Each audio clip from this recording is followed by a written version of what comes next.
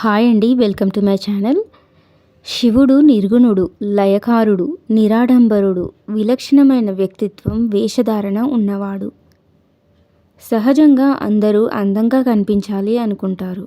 కానీ అందరికీ భిన్నంగా శివుడు స్వయంగా నిరాడంబర జీవితాన్ని గడుపుతూ ఎవరూ ధరించలేని, చూడడానికి భీతిని కలిగించే అలంకారంతో సాక్షాత్కరిస్తాడు. అందరూ పట్టు వస్త్రాలు ధరిస్తే శివుడు దిక్కులు అనే వస్త్రాలను ధరించి దిగంబరుడయ్యాడు. అందరూ బంగారు మేడలలో నివసిస్తుంటే ఆయన శ్మశానంలో నివసిస్తాడు. శివుడు శ్మశానంలో ఎందుకు ఉంటాడు, విభూతిని ఎందుకు ధరిస్తాడు అన్న విషయాలు ఈ వీడియోలో తెలుసుకుందాము. లయకారకుడైన శివుడి మహిమ అపారమైనది. జనన మరణ బంధముల నుండి విముక్తుడిని చేసి మన దుఃఖాలను పోగొట్టేవాడు శివయ్య. శివుడు కరుణామయుడు. మనస్ఫూర్తిగా భక్తితో జలం సమర్పించినా చాలు, వారి భక్తికి సంతోషించి తన ఆశీర్వాదాలను కురిపిస్తాడు. అందుకే శివయ్యను బోలాశంకరుడు అని పిలుస్తారు. భస్మం అంటే శివుడికి ఇష్టమని పురాణ గ్రంథాల్లో చెప్పారు. అందుకనే భస్మం శివుడికి అలంకారంగా పరిగణించబడుతుంది. భస్మం అంటే సమస్త పాపాలను హరించునది అని అర్థం. శివునికి ప్రీతిపాత్రమైన భస్మధారణ వెనుక ఉన్న పౌరాణిక నమ్మకం చాలా ప్రాచుర్యం పొందింది. అదేమిటో తెలుసుకుందాము. పూర్వం ఒకనాడు దక్ష ప్రజాపతి యజ్ఞం ఆచరిస్తూ ఉంటాడు. అయితే ఈ యజ్ఞానికి సమస్త ప్రపంచానికి ఆహ్వానం వెళ్తుంది, ఒక్క కైలాసానికి తప్ప. అందరూ ఈ యజ్ఞానికి వస్తూ ఉంటారు. వైకుంఠం నుండి లక్ష్మీనారాయణులు కూడా సర్వ ఆభరణాలతో అలంకరించుకొని దక్ష యజ్ఞానికి వెళ్తూ ఉంటారు. అయితే మార్గమధ్యంలో కైలాసం కనబడుతుంది. లక్ష్మీదేవి నారాయణుడితో కైలాసంకి ఆహ్వానం అందలేదు కదా, ఒకసారి పార్వతీదేవిని కలిసి వస్తాను అంటుంది.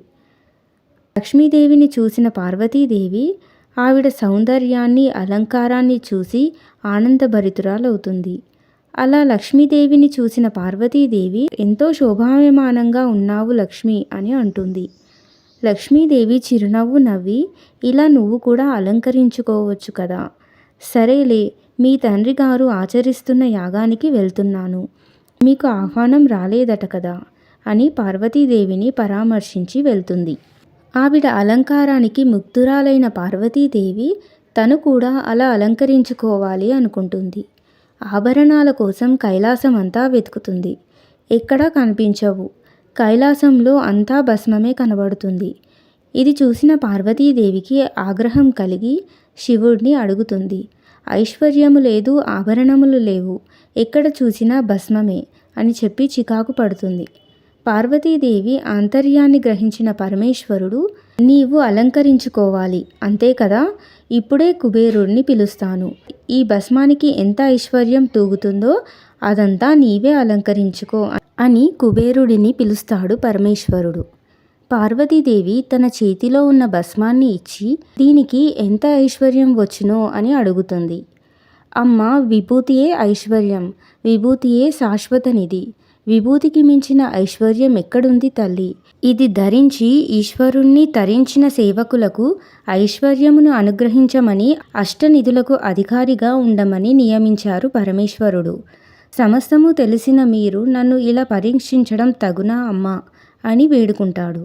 తక్షణమే నా అష్టనిధుల్లో ఉన్న ఐశ్వర్యాన్ని ప్రసాదిస్తున్నాను తల్లి, మీరు అలంకరించుకోండి అని చెప్పి వెళ్ళిపోతాడు. భస్మమే అంతటికే ఐశ్వర్యం అని ఆ అమ్మకు తెలియనిది కాదు. ఈ లోకానికి భస్మం యొక్క పవిత్రతను తెలియచేయాలనే ఇలా పరమేశ్వరుణ్ణి అడుగుతుంది పార్వతీదేవి. అప్పుడు మహాదేవుడు, నీ చేతిలో ఉన్న ఐశ్వర్యం ఏది, ఒకసారి ఇలా ఇవ్వు అని అడుగుతాడు. అలా శివస్పర్శ తగలగానే ఒకే క్షణంలో భస్మం అయిపోతుంది ఐశ్వర్యం అంతా. ఎందుకంటే తపోగ్ని కలిగిన వాడు సమస్త అగ్నితత్వాన్ని కలిగిన వాడు కాబట్టి శివస్పర్శ కలగగానే అంతా భస్మమైపోతుంది. ఇందులో ఆంతర్యాన్ని గ్రహించిన పార్వతీదేవి, ఈ సృష్టిలో ఏదైనా భస్మం అవ్వాల్సిందే కానీ శాశ్వతమైనది ఏదీ లేదు, భస్మమే శాశ్వతం, శాశ్వతమైన వాడు శాశ్వతాన్నే ధరిస్తాడు అని, భస్మమే శ్రేష్టమైనటువంటిది అని లోకాన్ని ఉద్దేశించి పార్వతీదేవి తెలుపుతుంది. దీనికి సరితూగినటువంటి ఐశ్వర్యమే లేదు అని తెలియజేస్తుంది. అరిష్టం శినోతి తను కరోతి అంటే అరిష్టాలను తగ్గించేది శివం అని అర్థం. శ్మశానం అంటే ఎటువంటి భయాలు, ఆశలు, కోరికలు, కోపాలు, బంధాలు లేని ప్రదేశం. అంతిమ యాత్రలో మనకు తోడు ఎవ్వరూ ఉండరు. తాను మనతో ఉన్నాను అనే భరోసాని ఇవ్వడానికే శివుడు శ్మశానంలో సంచరిస్తుంటాడు. ఆ ప్రాణికి తోడుగా నేనున్నాను అనే భరోసాని ఇస్తాడు శివుడు.